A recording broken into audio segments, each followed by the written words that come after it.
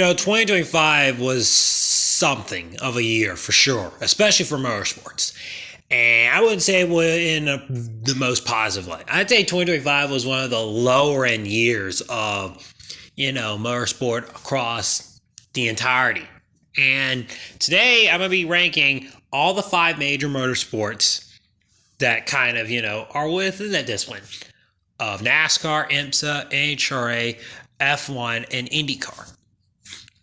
From 1 to 5, we're going to be ranking from the middle to bottom and top. So with that being said, let's get to our number 3.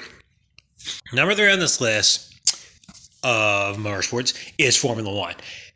Again, this 3 through 5 list could very well end up being interchangeable because they all definitely kind of got there. But I think F1 will take the number 3 spot just because there was some level of interest just throughout the year. There was, so almost, I wouldn't say the racing was anything to write home about at all because, it's rare F1 racing is, ever going to take the number 1 spot on pure pace. It's rare that would ever happen.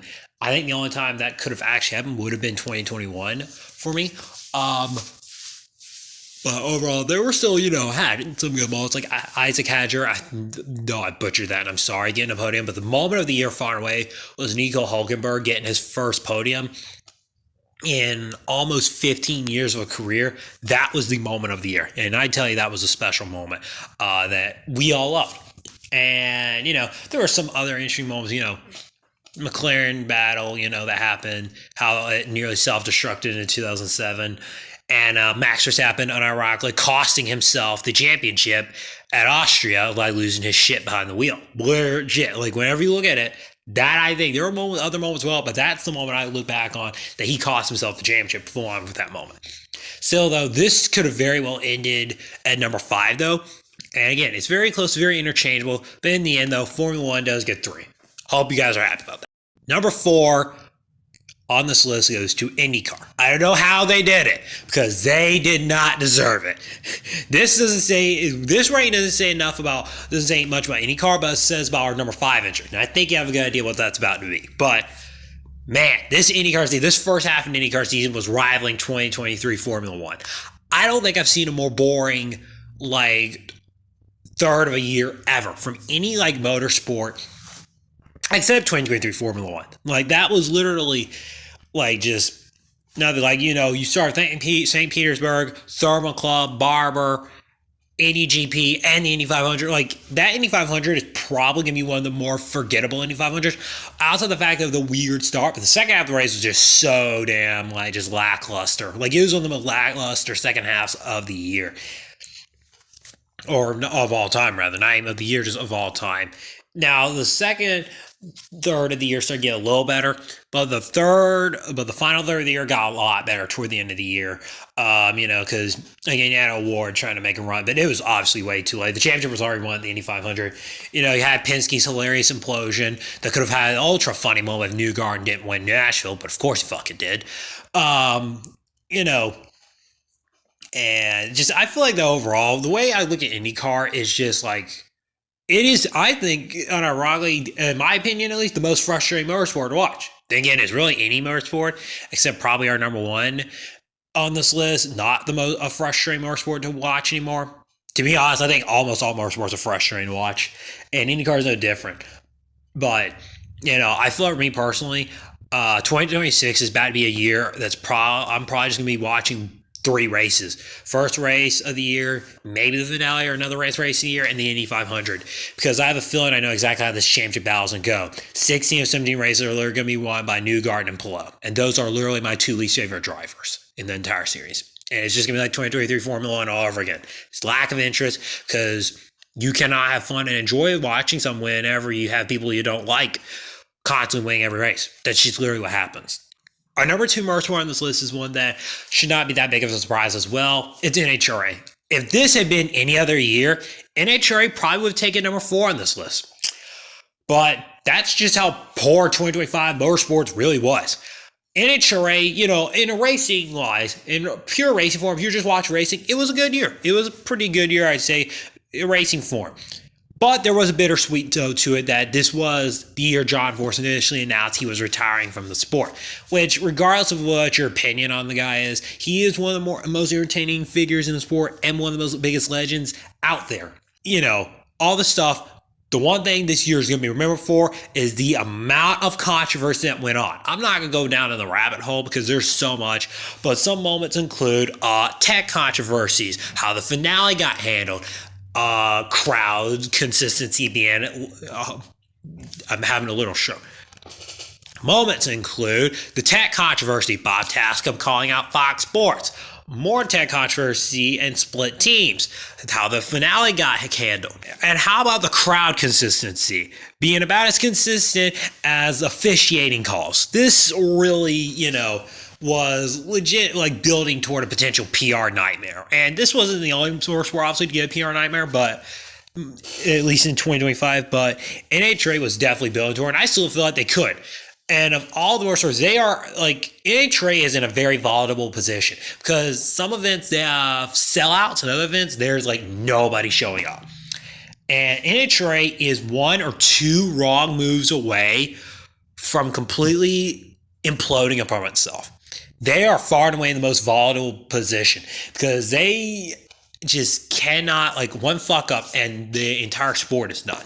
And I feel like I'm not the only person that feels that way. The racing and drag racing as a whole is cool. NHRA, that's all cool. I definitely don't watch nearly enough of it because NASCAR and Indycar have always taken priority for me. But, it is very cool. And for people that watch that, I'm glad you do and you do enjoy it.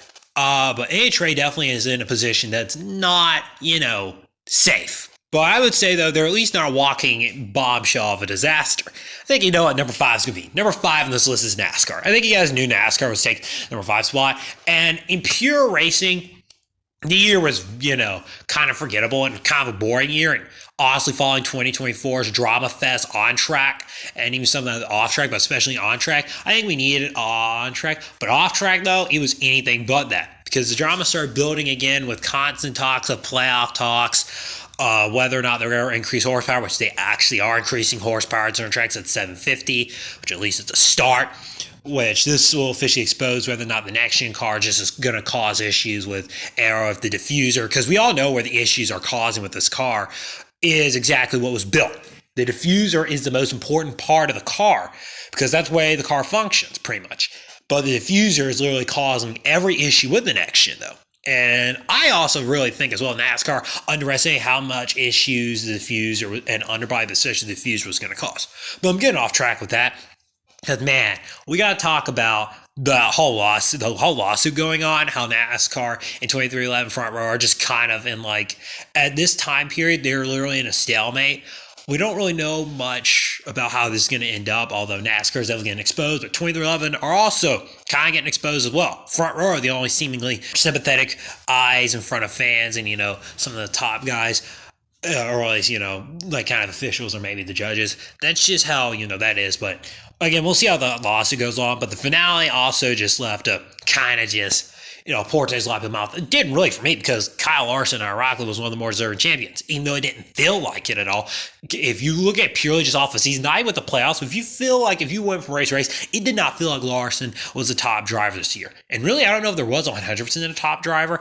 Christopher Bell was probably the most consistent, but in terms of just best driver over the year, at least according to the regular season championship. Because if a regular season championship, a full season points format under our format was going to be issued, Larson would have been our ironically deserving winner, not, that other bitch. But again, the community had a full-on tantrum about this, because NBC completely just put on probably, I would argue, the worst championship broadcast of all time in NASCAR championship broadcast I've ever seen, because they did not talk about any of the other three contenders. They talked specifically about Hamlin and only him. They did not care about the others. It was like the others just were like a wasteway.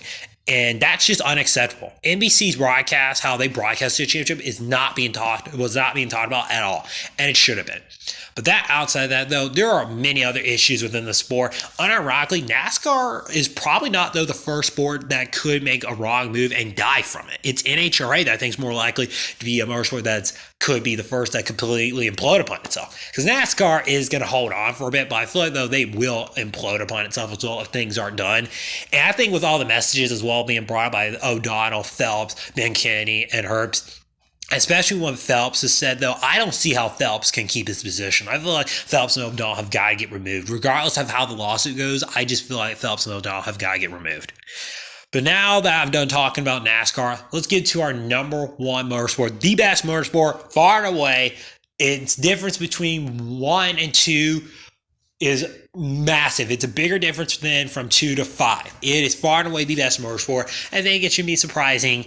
It's Imsa. I think Imsa Motorsport is far and away the best motorsport out there over the last, I would say, of this decade. Over the last few years, Imsa racing has been, in sports car racing whole, but especially this Imsa, like, it doesn't matter what class it is. They are going to race as hard as possible for whatever position it is, especially for the win in their class.